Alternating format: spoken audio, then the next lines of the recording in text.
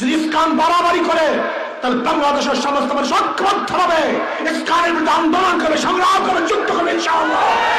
ISKCON নামীয় সন্ত্রাসী সংগঠন ধর্মীয় যুদ্ধের আহ্বান করেছে। কি হয়েছে? ধর্মীয় যুদ্ধের আহ্বান কেন করেছেন?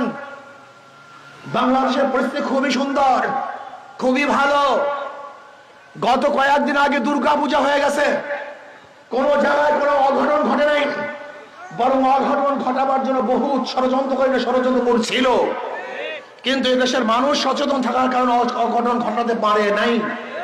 আজকে ইসকন পরিকল্পিতভাবে বাংলাদেশে ধর্মীয় দাঙ্গা এবং যুদ্ধ করার জন্য প্রস্তুতি গ্রহণ করেছে।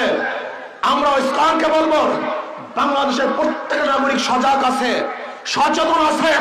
যদি ইসকন বাড়াবাড়ি করে তাহলে বাংলাদেশের সমস্ত মানুষ ঐক্যবদ্ধ হবে, ইসকনের বিরুদ্ধে আন্দোলন করবে, সংগ্রাম করবে, যুদ্ধ করবে ইনশাআল্লাহ।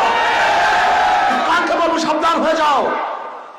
শান্ত বাংলাদেশকে অশান্ত করার চেষ্টা করলে বাংলাদেশের মানুষ কোন অবস্থাতে ছাড় দিবে না, দিতে পারে না। বিদেশি কোন ষড়যন্ত্র, বিদেশি কোন ষড়যন্ত্র বাংলাদেশে বাস্তবায়ন হতে দেওয়া হবে না ইনশাআল্লাহ।